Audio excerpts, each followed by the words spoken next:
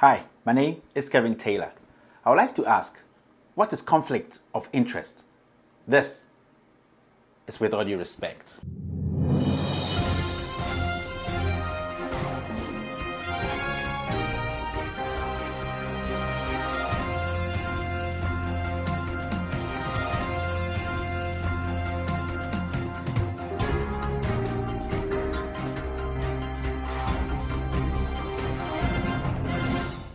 With all due respect, conflict of interest is a situation in which a person is in a position to derive personal benefit from actions or decisions made in their official capacity. This brings me to today's topic. What is conflict of interest? By this definition, I can confidently say that the First Lady, Rebecca Akufo-Addo, meeting with StarTimes Corporation whilst she was on an official duty in China is a potential conflict of interest and even, to some extent, bribery. She said her actions were on the sidelines of government's agenda during her official visit to China. But then, StarTimes Corporation sent a large donation to her foundation. This does not erase any doubt that her meeting with StarTimes Company or Corporation might have influenced the Digital Terrestrial Television platform, that's DTT deal, between the government of Ghana, which her husband is the leader, and the Chinese company. From the little information we have as Ghanaians, the First Lady Rebecca Akufo-Addo traveled to China with a diplomatic mission to represent Ghana in a business forum, which makes her a government official. Also, when she was in China, she was treated as the First Lady of Ghana. The Ghanaian taxpayer paid for her expenses, yes, as a government official to perform her duties in China. So, per the definition of conflict of interest, she is guilty and has to answer questions. With all due respect, from my checks, the First Lady Rebecca Akufo-Addo was used as a bait. Yes, she was used as a bait to win this contract by the Chinese company. But it still doesn't give her the excuse to pretend she never committed a preventable crime. Nothing can convince me that her meeting with StarTimes Corporation in China did not influence this deal.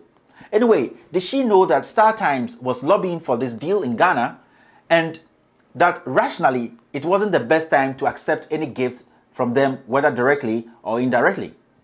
The excuses in her letter or statement that her foundation played the middle role does not make her actions any better. To me, I believe that the donation from StarTimes was just one part of the meeting, but the real reason for that beautiful gesture from the Chinese company was indirectly showing their appreciation for winning the contract behind closed doors in advance. This became even clearer when the communications minister, Osla Owusu, who is more like a spokesperson for the Chinese company, ignored all advice from the Ghana Independent Broadcasters Association, that's GIBA, to go on and sign a deal on the blind side of we Ghanaians. It looks like it was a one-way deal. Whether we like it or not, it was going to happen, and it actually happened. But isn't it funny that till date, the government of Ghana can't even tell us the full detail of this deal?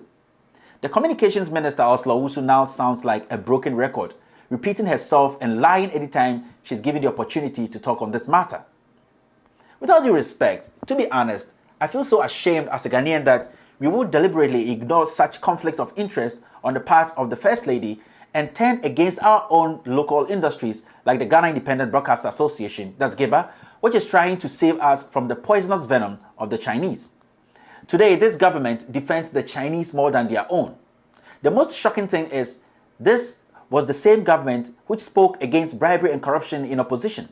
In fact, this government, when in opposition with the leadership of Nana Addo Dankwa Akufo-Addo and every Ghanaian like myself, scolded ex-President Mahama when he received a Ford Expedition as a gift during his time as president. Now, I would like to ask, how different is this from that? Is it because the characters have changed or the law only applies to people who we don't like? I believe the First Lady, Madam Rebecca Akufo-Addo, needs to convince us Ghanaians more than the vague statement she released after the news broke out. Because from where I stand and from my basic understanding of conflict of interest, she does not fall far from it. I respect the First Lady for all that she is trying to do for the children of Ghana, but the honest truth is, we can't also ignore a crime. This is a clear case of conflict of interest, and I will urge my fellow Ghanaians to speak against this action and ask for an investigation. From what I know, no Ghanaian is above the law, more especially government officials. Truth is one, and if we try to suppress it with lies because of the position we are in today, then we have to also bear in mind that the same lie will come back and suppress our freedom.